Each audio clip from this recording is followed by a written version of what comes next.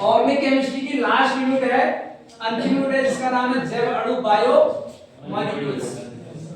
कार्बनिक रसायन में इसको क्यों रखा गया है, इसका भी एक अपना महत्व है। कार्बनिक रसायन को हम एक रसायन और भी कहते हैं, जैविक रसायन कहते हैं। क्या कहते हैं? जैविक रसायन। इसको हम क्या कहते हैं? बायोकेमिस्ट्री कहते हैं।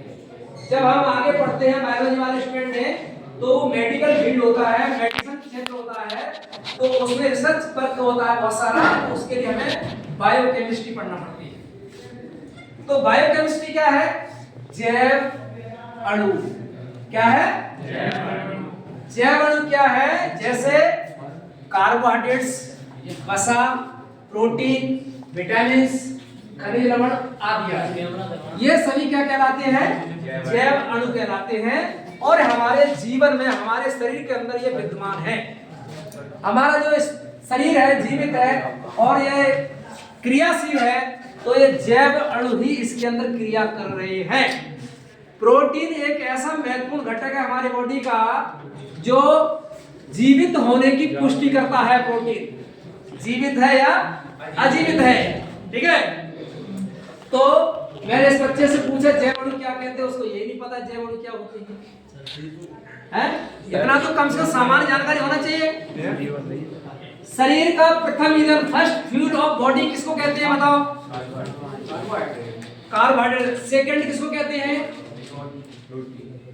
वसा। और थर्ड क्या कहलाता है? जिसे हम जीवित, उसको मटेरियल कहते हैं, प्रोटीन, ठीक है? फिर हमारे शरीर की वृद्धि और विकास में अल्प मात्रा में, मैं क्या शब्द बोल रहा हूं? अल्प मात्रा में सहायक होते हैं, उन्हें हम क्या कहते हैं? विटामिन कहते हैं। विटामिन कितने प्रकार के होते हैं? घुलनशीलता के आधार पर बताओ। दो प्रकार की, एक तो वसा में घुलनशील और जल में घुलनशील। वसा में घुलनशील विटामिन क्या है बता दो, एक दो उदाहरण बता बेटा। हाँ खड़ा हो, खड़े हो गए। वसा में घुलनशील तुम बताओ। ADEK, ये क्या है? अच्छा ये बताइए वसा में क्यों घुलनशील है, जल में क्यों नहीं घुलनशील? इसका कारण तो जाना है कम से कम।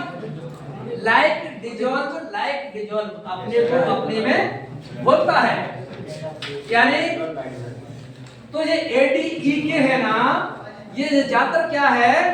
ये पूर्णतः ऑर्गेनिक कंपाउंड है, तो ये जल में नहीं है, वसा में घुलनशील है। तो वसा में कार्बनिक यौगिक ही घुलते हैं एक दूसरे में। जैसे तेल को तेल में घोल सकते हैं, पेट्रोल को पेट्रोल में घोल सकते हैं, डीजल को डीजल में घोल सकते हैं, लेकिन पानी और पेट्रोल को नहीं मिला सकते हैं। तो विटामिन ADEK ये किसमें घुलनशील है? वसा में घुलनशील है। अब इनके रासायनिक नाम होना चाहिए कि इनके प्रमुख स्रोत होना चाहिए, इनके कमी से होने वाले रोगों के नाम होना चाहिए, है ना? तो विटामिन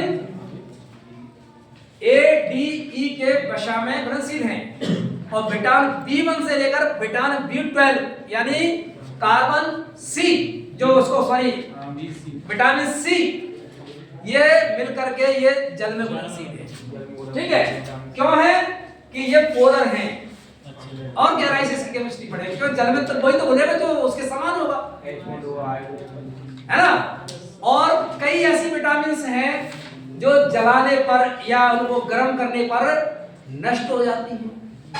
तो आप समझ लो कि जो जल में घुलनशील है और जल में घुलनशील जल को अपन गर्म करते हैं तो ताप हाई करना पड़ता नहीं करना पड़ता, तो बॉन्ड टूट जाएंगे आसानी से। तो अधिकांश जो जल में घुलनशील विटामिन होती है वो जल जाती है। लेक्चर ही काफी है यार, बोर्ड पे भी